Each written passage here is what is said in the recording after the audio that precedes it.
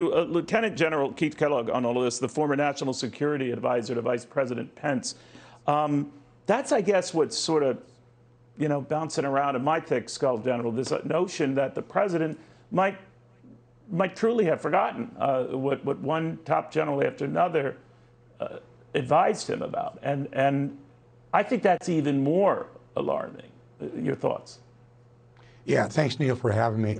Yeah, look, those conversations that are held between the senior military and the senior State Department and everybody are generally held in the Situation Room because of the sensitivity of the discussions. But those discussions are pretty extensive. It's really hard to forget discussions like that because they're so hard-hitting. And the Situation Room is very small anyway, seats 34 people in the White House. And when they make those comments, they stick with you. I mean, to be very honest with you, Neil, I can remember discussions we had 4 years ago when we first came into the White House under the Trump administration, because the impact of those discussions are so important. You're not talking about what you're going to have for breakfast tomorrow.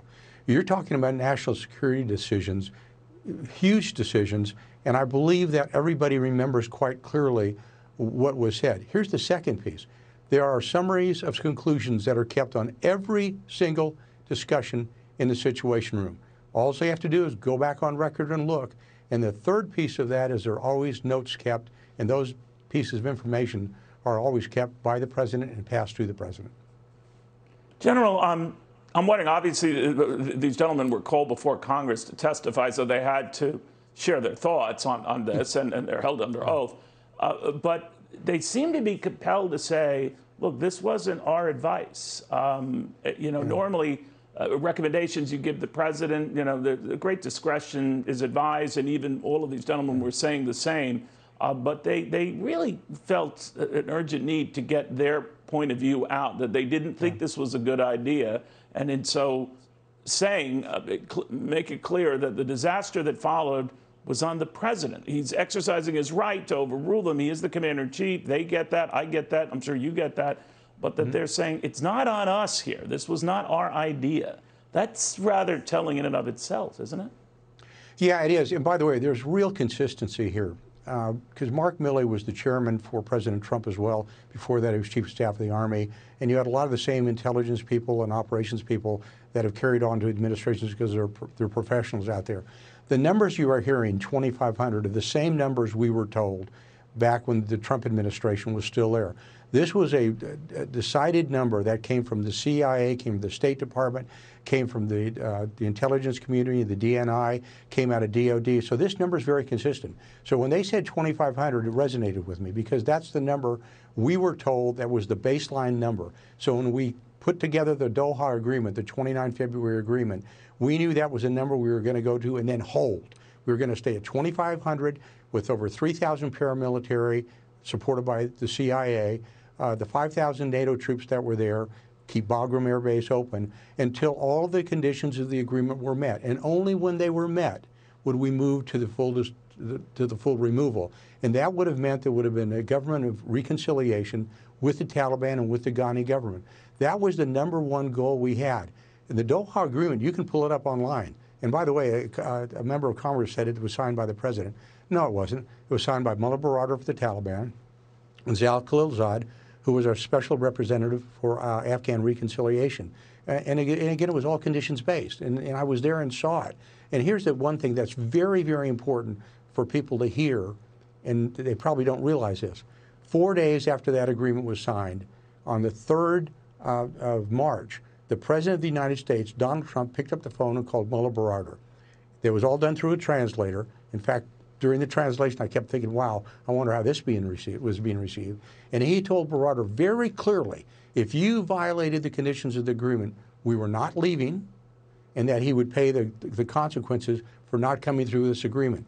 And one of the agreements that was held, and even Mark Milley said that, is they would not attack any U.S. troops or kill any U.S. troops during the entire time the negotiations went on. We did not lose a single American soldier from the 29th of February, 2020, till the 13 great Americans were killed at Karzai International Airport. And the other agreements we were working towards. But there was a baseline, and we weren't going to move from those baselines. So when they talk about a date certain, well, that date was always movable. It's a forcing function whenever you have a date, but it was always movable until the conditions were met. So I'm really going to push back on people when they talk about the Doha Agreement, because I was very close to working that agreement, both with State Department, with the Defense Department, and our special representative working the issue in Afghanistan. Did that agreement, very quickly, General, include if the Taliban started taking over large swaths of the country or going after government forces? Did it include a provision for that? Not so much targeting Americans, but Afghanis. No, that didn't include a provision, but when the President Trump made it very clear to Barada what would happen if they continued their offensive. When we left office, there was basically a strategic stalemate. Nothing had really moved. It had stayed the same. So I guess what I'm asking, I'm sorry, General, just to be clear, because I've heard that the back and forth, and you can help shed some light on this. If the government, forces were going to be under the attack that they were by the Taliban, would that have changed or, nullified the Doha Agreement as you knew it? The Doha Agreement didn't exactly say that, but we provided the military support for all the Afghan forces. For example, our artillery support, our air support, our advisor support was all part of the Afghan military fighting the Taliban. And they did not attack any major key provinces while we were still in position, because they knew the response was going to be kinetic. In other words, we were going to go after them really hard. But to be very specific, Neil, was it written into the agreement? No, it was not.